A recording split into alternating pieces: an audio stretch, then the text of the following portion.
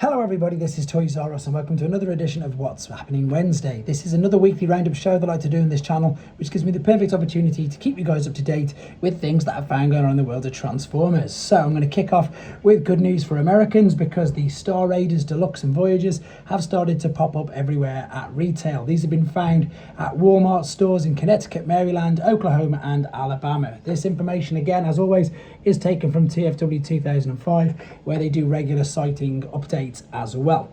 Right, I did have a load of images to show you with this. I'm just going to show you a few. The reason why I'm not going to show you loads is because I think mine's actually arriving today. So this is the Missing Link Sentinel Prime figure, which I just think I'm just a sucker for Optimus Primes, as most people will probably know on this channel, and it's a completely different yellow coloured cab to the one from Shining Magnus. So it looks more of a mustardy colour to me, but anyway, it's Missing Link, which was easily one of the best figures released this year. To be honest, it's fantastic. It's got the collector's card, and as I've already just stated, it's got a different coloured cab, which looks really good. Can't wait to get my hands on this. As I say, I've got a review definitely done by the end of the week, because as I say, I'm pretty sure, fingers crossed, it should be waiting for me when I get home. So just a few images to whet your appetites with regards to that particular figure. And I wonder how many we're going to get. I wonder how many different paints. Do you think we'll get a Nemesis? Do you think we'll get a Toxitron? I'm not too sure, but I imagine that we will get multiple of them. Same with this, to be fair, they've started to ship this already. This is one of the only four, in fact, this and the chair I didn't order. So there was 4 things that were revealed in, as pre-orders in Tokyo. The one was the Nemesis Prime mold, sorry, the Nemesis Prime use of the Rise of the Beasts mold, the grey chair, the Sentinel Prime, and the Super Starscream. Super Starscream is also on the way. But the more I look at this figure, I think I like it. But I don't tend to buy too many movie bots. But I think the problem is that any black decos just look amazing, and Nemesis Primes, they're no different. They look fantastic. So this is a Takara exclusive. It is the Rise of the Beasts Optimus Prime mold. That is, of course, just the Coronation Starscream chair, but painted in a different colour. And as I say, these are Takara Tomy exclusives. You can get all of these guys from in-demand stores at the UK right now. Funny enough, I should have said that at the beginning, but that's where you can order them from, and that's where I've got mine coming from as well. So this is Trumeter again. I've shown you quite recently lots of their model kits. They've been specialising, and I think they started off with the Bumblebee movie figures. So obviously recently we've just seen Wheeljack, and we've seen, I can't think of the other one now, I've just said that. But this is more of a chibi style. This is the first time I've seen them do a more jokey sort of style. But this is a Trumeter model kit. It doesn't transform. This is their take on a chibi Optimus Prime. It looks pretty cool, to be honest. I haven't got the exact dimensions and prices just yet. This is just something that the Trumeter website is in fact teasing for us. So as I find out more information, I will of course let you guys know accordingly. Sticking with third party for a bit then, Fans Hobby at the moment are just churning out so much. So here is the redecos. This is their black version of Naval Commander. So this is the packaging. This is screenshots from their Facebook, basically saying that they're ready to ship.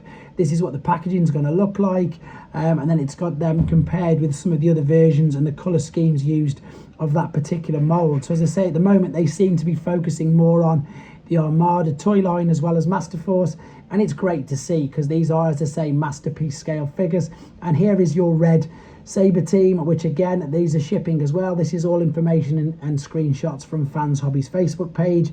But what they've also gone and done is teased us with another mini team as well. I'm going to show you this in a second, and there it is at the back. So I've just zoomed in very quickly for you. They're teasing us with that because we've had the Shield, we've had the Star Saber, and now you've got that one at the back as well.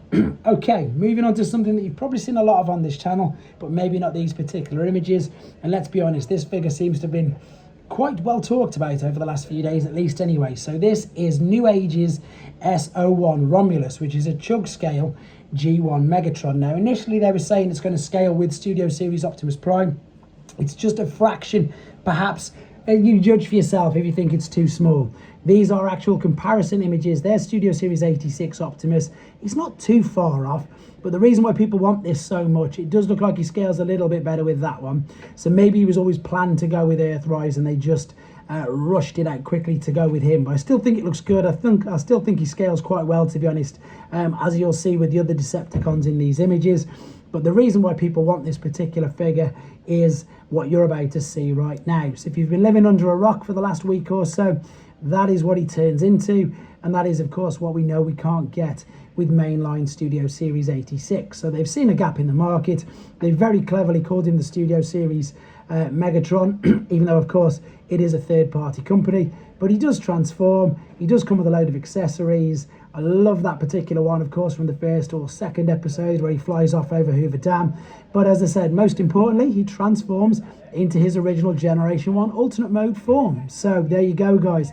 There's some more images of him. If you want to know where you can get this guy from, he's available for pre-order on Show Z. You can help myself and you guys out by getting points by putting Toys R Us in that bar there.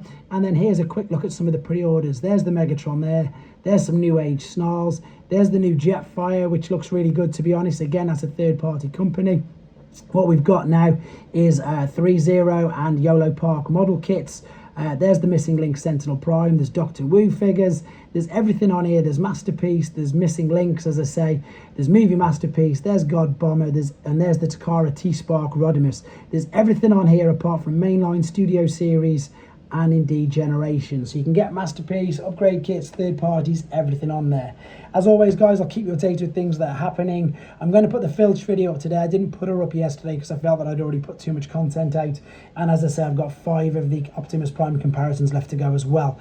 But I also think there's another couple of special packages arriving for me today, so I'll be doing some more unboxings with them as well. So as always, thanks for the support.